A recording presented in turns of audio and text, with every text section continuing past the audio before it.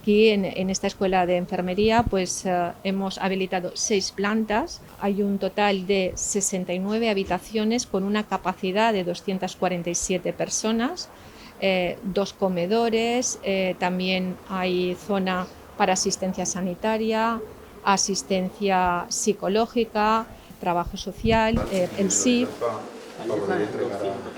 Y vamos a habilitar también un espacio de atención jurídica. Son personas que llegan a un país los que no conocen ni su normativa, en fin, no tienen prácticamente conocimiento del funcionamiento burocrático. Hay muchas preguntas con relación a impuestos, a posibilidad de recursos laborales o de cómo continuar un negocio que ya habían iniciado en su país, y luego pues bueno, todo lo que afecta a sus propios derechos fundamentales.